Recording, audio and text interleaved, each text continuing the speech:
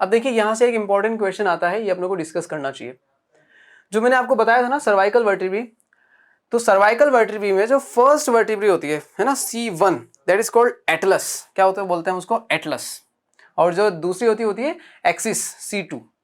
तो जो एटलस होती है वो यहाँ पे बताई गई है, this is the Atlas bone, first cervical vertebrae. अब यहाँ क्या होता है, ये हमारे स्कल में कि जो बेस पे प्रेजेंट होते हैं दो कॉन्डाइल्स, क्या प्रेजेंट होते हैं, कॉन्डाइल्स लाइक दिस। यहाँ पे बताता हूँ, ये ऐसे कुछ कॉन्डाइल्स प्रेजेंट होते हैं, ठीक है, और फिर हमारा पूरा स्कल होता है।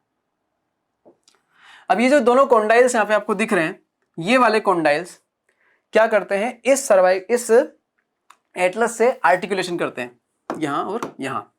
तो ये जो टाइप का जॉइंट होता है, इसमें क्या होता है, ये मान लीजिए स्कल है, या फिर ये समझ लीजिए ये मेरा स्कल है, यहाँ पे एक छोटी वर्टिब्री है, ठीक है, C1। वो जब इससे आर्टिकुलेशन करती है, this articulation is called condylar joint. ये जो जॉइंट बना स्कल और C1 के बीच में, that is called condylar joint. अब मुझे बताइए, जो कॉन्डाइल्स है वो ऐसे ही मूव करते हैं, कैसे, ठीक है, क्योंकि जो ये जब ऐसे यस कर रहा हूं, मान लीजिए ये, तो यहां पे क्या हो रहा है, ये कॉन्डाइलर जॉइंट का मूवमेंट हो रहा है। तो नाउ क्वेश्चन ये आता है that the condylar joint is responsible for yes movement, ठीक है। यहाँ पे जो मूवमेंट होता है, यस मूवमेंट किसकी वजह से हो पा रहा है, कॉन्डाइलर जॉइंट की वजह से। अगर मान लो मुझे किसी चीज के लिए यहाँ करना है बिना बोले, यस मूवमेंट। दूसरा होता है नो मूवमेंट भी होता है। अब वो कैसे होता है देखिए, तो यहाँ पे तो आपको जो बताने का मेरा मेन मकसद था वो यही था, जो इंपॉर्टेंट क्वेश्चन बनता है वो ये। दूसरा एक होता है नो आंसर के लिए कौन सा मूवमेंट वर्क करता है। तो देखिए दूसरी हमारी वर्टिब्री होती है cervical vertebrae C2, that is axis. Axis को बोला, देखिए यहाँ पे क्या होता है ना, एक ऐसी प्रोसेस होती है दैट इज कॉल्ड ओडोंटोइड प्रोसेस। क्या बोलते हैं, ओडोंटोइड प्रोसेस। ये ओडोंटोइड प्रोसेस क्या होती है, हमारे इस एटलस में फिट होता है।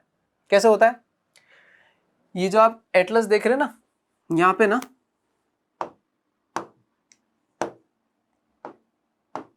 ये देखिए, यहाँ पे ना एक लिगामेंट होता है, that is called transverse ligament. ये देखिए यहाँ पे भी शो हो रहा है, ठीक है। ये दोनों का मैंने जॉइंट यहाँ पे बता रखा है सेंटर वाली इस पिक्चर में। यहाँ पे एक जो होता है ना, एक लिगामेंट होता है, that is called transverse ligament. अब यहाँ पे क्या होता है, हमारा ये जो एक्सिस है, इसका एक्सिस इसमें फिट होता है। अब मुझे बताइए, यहाँ पे जो पिक्चर बनाई हुई है, एटलस किसके ऊपर रखा हुआ है, एक्सिस के ऊपर, है ना। और इस एक्सिस का ये जो सेंटर वाला जो प्रोसेस है, दैट इज कॉल्ड ओडोंटोइड प्रोसेस, वो किस में फिट है, हमारे एटलस के ओडोंटोइड फोसा में। अब जब ये मूव करेंगे तो कैसे मूव करेंगे, एक्सिस उसी की जगह रहेगी, एक्चुअली एक्सिस वही है, एटलस मूव करेगा, रोटेट करेगा एक्चुअली किसके एक्सिस पर, इस C2 वर्टिब्री पे, है ना, एक्सिस वर्टिब्री के एक्सिस पर रोटेट करेगा। Now rotational movement, this is rotational movement.